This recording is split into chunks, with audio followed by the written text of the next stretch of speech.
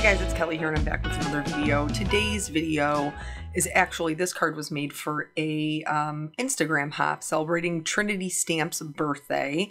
And so I'm using some products from them. I'm using the Celebrate Cupcake and the, what is it? Teacup Blooms. And then I showed you, I showed you this cute little confetti stencil and the ribbons, but I didn't end up using them. So this video is about like creating this more kind of like sophisticated birthday, but that wasn't really my intention. And you guys know that I'm a big fan of leaving all my mistakes in. So I'm going to show you kind of the whole transformation of this card from start to finish. Because I do think it's important to share those things that, like, even though you see, you know, people's cards and you're like, oh, I really like that. Like, it may not have started out that way, and it may not have started out with those intentions. So anywho, I am stamping the cute little teacup, the cupcake, and then these florals, which are beautiful. That's part of the Teacup Blooms set. And I love that it's a separate stamp because you could use it a bunch of different ways. But anywho, did I mention there's a $100 gift card? So they're having an Instagram hop and they're also having a YouTube hop. I'm not part of the YouTube hop because, let's face it, I don't have my life together right now. I don't have my life together ever right now. Right now, like for the past 10 years, the last decade. Anywho, so I will link to those so that you can kind of hop along and have your chance to win. And then I would definitely recommend heading over and heading out their release. It's a amazing release. She's got lots of stuff for summer, which is beautiful. But you know me, I'm totally drawn to these florals, and I haven't done a card with a mug or a cup in a long time, which is shocking because I love cups and mugs. So yeah, that's that. I'm using a combination of sketch markers and Copic markers today. You can use whatever alcohol markers you have. I wanted my cup to be white. There's lots of coloring of white items in this, in this card. And so if you follow my channel, you know that when we're coloring something white, we're just adding in the shadows and we're leaving the vast majority of it white because it is a white object. So I am using some, I think they're called simple grays for sketch markers. If you have Copics, I think the, this is probably closer to the N family, to the neutrals, than they are the cools. But it would be like a 1, 3, and 5. And then I'm going to use these same markers for the cupcake liner. In hindsight, I kind of wish that maybe I would have done this a different color because it would have probably made the original idea that I had kind of easier to do. But I was going with mostly neutrals is what I was looking for. So for the cupcake liner, we're going to add shading to each one of these lines. And then in between the lines, kind of like where it's like there's a little curve drawn where it would be bowed in, I also added just like a very thin little line of the darkest gray. And then I'm going to blend these out. Again, I am still leaving white in there. I know that these are small areas, very, very little space. If you have a hard time leaving white in between, don't worry about it. You can always go back in and add it in with a white gel pen. So don't stress. So now that those are colored, I'm going to move on to the cupcake. I really need to get more browns for my sketch markers. I have another card that I did today that I colored this cute little bear, and I was struggling to find some browns in my sketch markers. So I need to apparently go back shopping. But since they're both alcohol markers and you can use them in combination with your Copic markers, I just switched over to my Copics and I used my same go-to color combination. In order to give this cupcake a little bit of texture, I am adding some stippling to it, which is just a small series of dots. And I am using all of the colors for that stippling to give it a lot of color variation, and that is what creates the texture, is that color variation. So this is also going to be the same for my tea mug, but I colored it the color of my coffee. I like, you know, my sugar water with a splash of coffee is pretty much how I drink it. I drink a lot of cream in my coffee. But I don't drink cream in my tea. I do drink sugar in my tea though. I think a lot of people do honey, but I don't know. I'm straight up sugar gal. But anywho, so I added that shading. If you wanted to make this super simple, there is a like a tea, like a contents stamp, I guess you would call it, for like the coffee or the tea in the mug that's included in the set.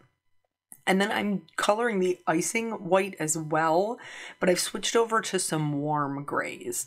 And this will give us some color difference between the white of the cupcake holder and the white of the cupcake itself. And this is such a beautifully drawn cupcake. Like, just, I totally love it. And I'm just extending out the lines that are already there. So if there is a line, I'm adding a little bit of shading underneath it, and then I'm extending that out with each consecutive color. You can also see that on the edges, like where it's super rounded, I'm kind of bringing that out into like a little tail, which will help give it more dimension and more movement. And so if I was doing this like, say, chocolate, which someday in the future I may color it as a chocolate cupcake, I would do the same thing, except for then leaving the white as my highlight would be my lightest chocolate color, or you could leave a very small white highlight, which would make it look extra shiny. Here, I really like decorating mugs. I think that's one of the reasons why I like them so much in my cards. And so I went kind of back and forth about whether or not I should do like a stripe or a polka dot or something. And I was like, you know what? These little florals from the set, one of them would fit right on here perfectly. And so that's what I did. That's just me going back and stamping it. I didn't want to skip the step and you'd be like, where did that flower come from? That's where the flower came from. So I colored all my florals, the centers, the same yellow combination. And then for the floral themselves, I used a combination of pinks and oranges. And here I think is where I kind of start to get that super sophisticated vibe, because of the florals and the colors that I chose. And that really wasn't my intention. My original intention was to have it be like kind of like a super fun, birthday card with confetti and ribbons. And I just couldn't bring it together.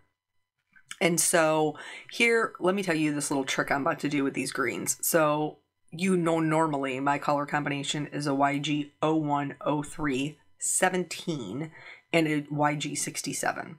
But I don't have, can you even believe this? I don't have a refill for my 17 and it's low on ink. So I need to order a refill for it.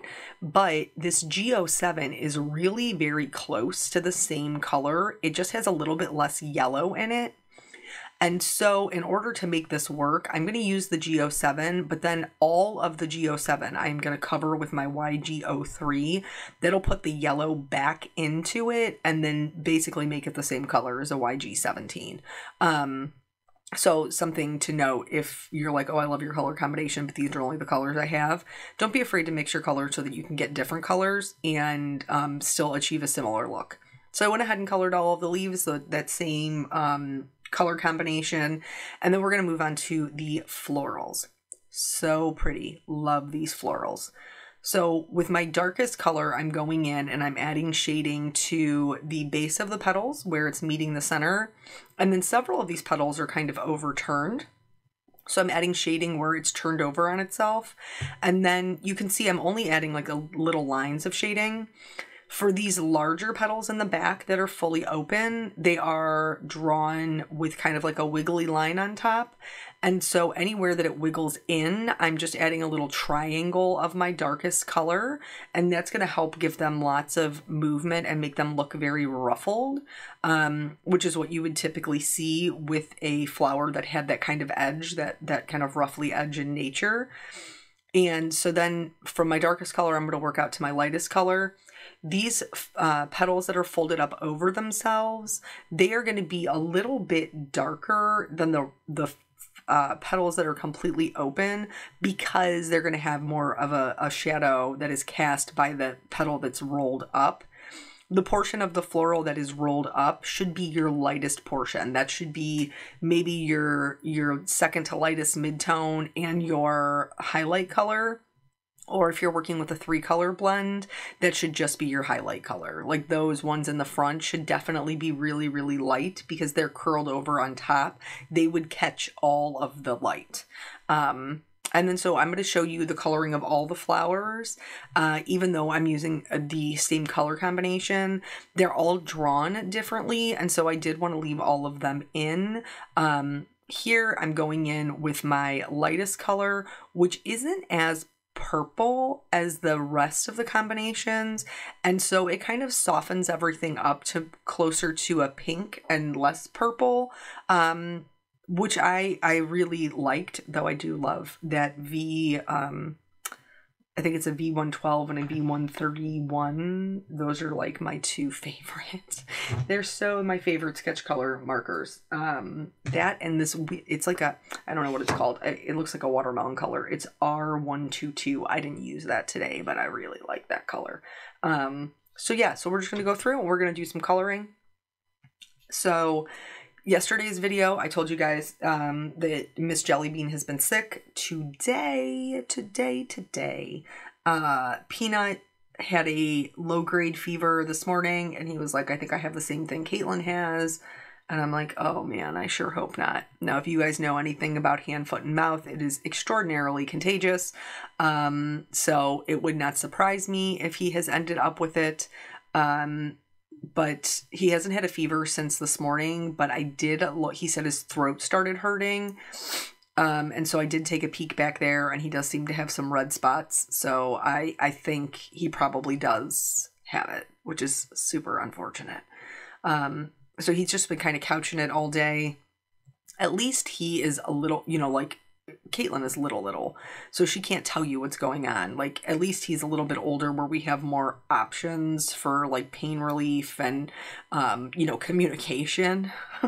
So hopefully it's not too terribly bad for him.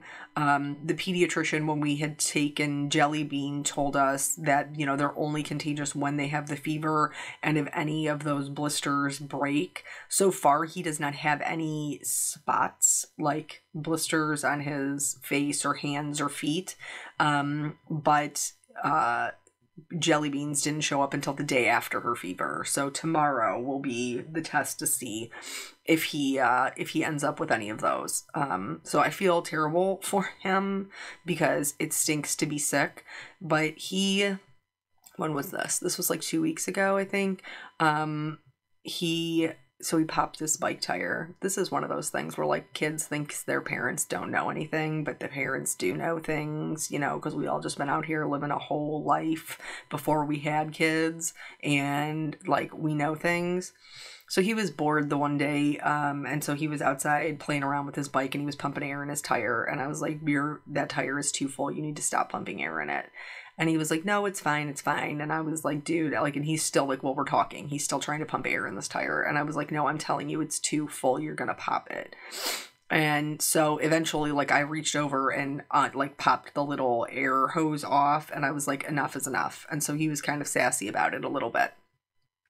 Not 10 minutes later, like this was instant karma. Not 10 minutes later, he comes in and he's like, I popped my bike tire. Bet you did. I bet you did. Oh, the dogs are barking. My husband must be home. You know, because why wouldn't we bark at people who live here that we see every day, that we love? I don't know. But anywho, so we were like, okay, we're going to have to get the tire fixed or whatever.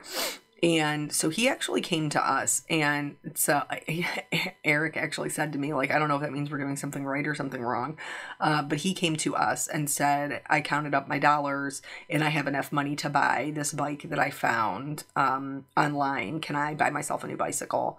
Mine is too small. And so we were like, okay, well, we'll talk about it.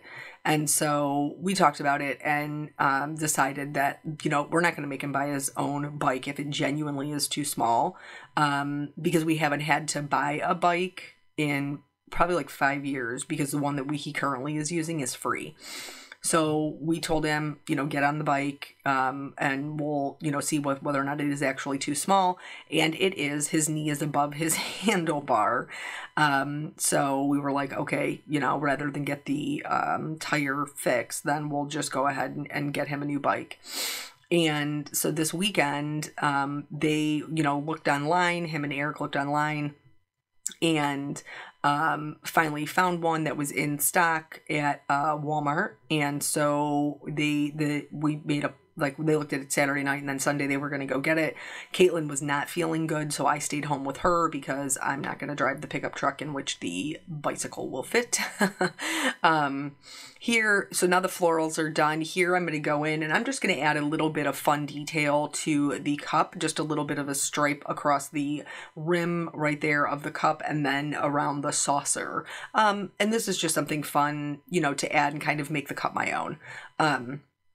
But so anyway, so I stayed home with her. They went out on Sunday, and unfortunately, even though the website said it was in stock, somebody must have bought it in the interim, and it wasn't in stock when they got there. So he was super disappointed because he had to wait all day long for his sister to get up from her nap in order for us to go, and then she didn't even end up going, and then the bike was out. So he was disappointed, but he handled it really well.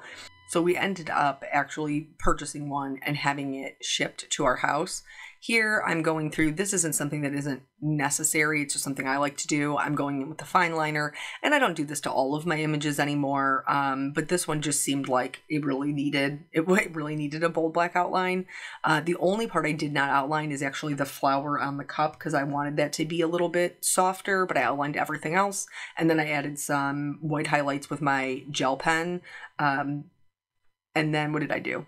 Oh, I heat embossed my sentiment, and then I cut everything out with its coordinating dies.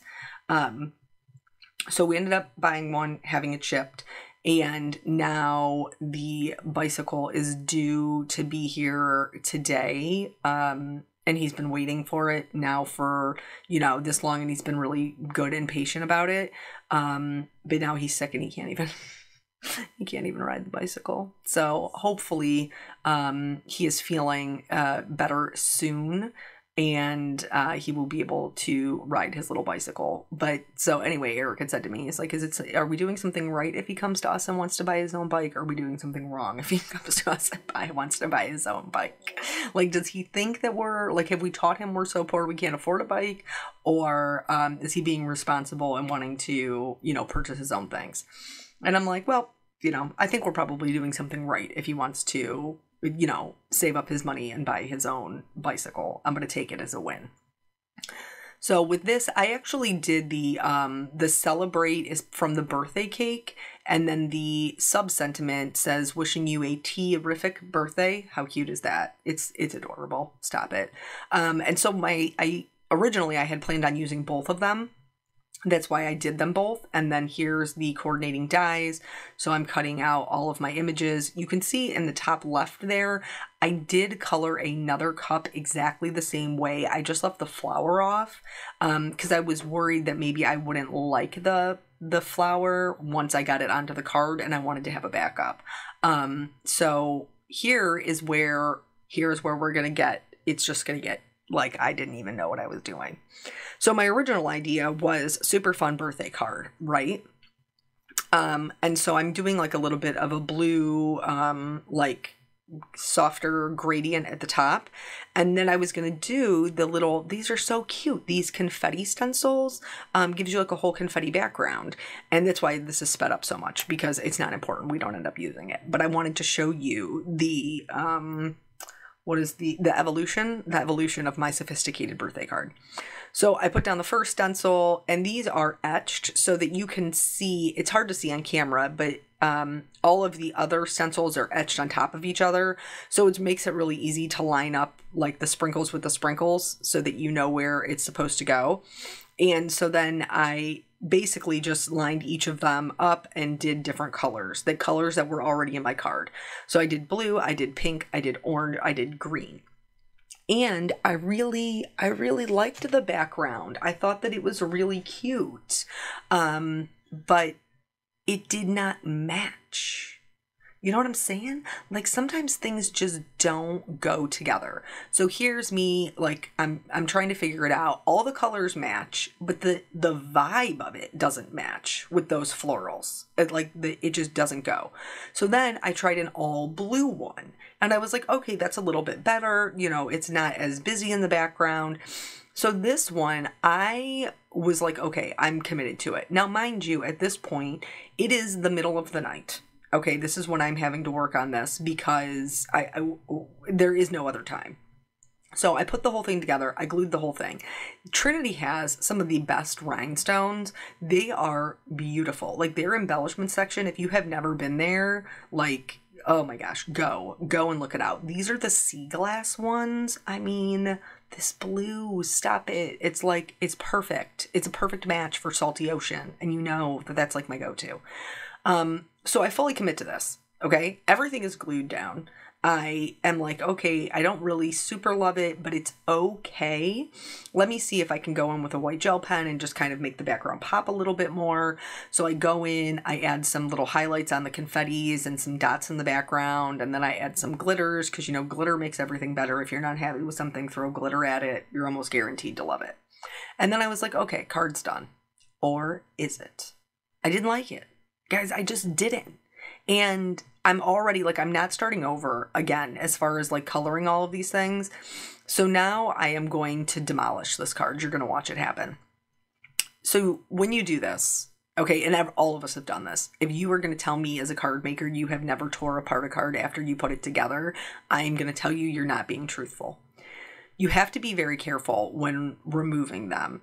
If you are picking up parts of the background, that's fine. The background is the part we're letting go. If you are ripping your actual image, you have to stop and go at it from a different angle. It's fine to have parts of the background that are stuck to the items you're trying to save, but you cannot leave the item you're trying to save on the background. Like, you can't. So the only thing I wasn't able to salvage off the background was 3 of those little sea glass rhinestones. But that's okay.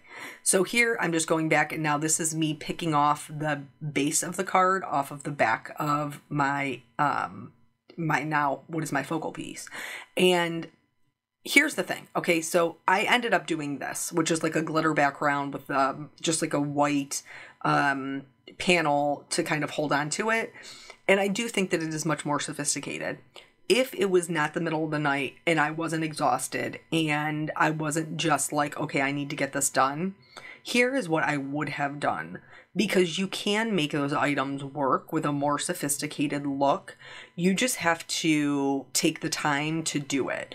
So what I would have done is I probably would have done the confetti in black across the top.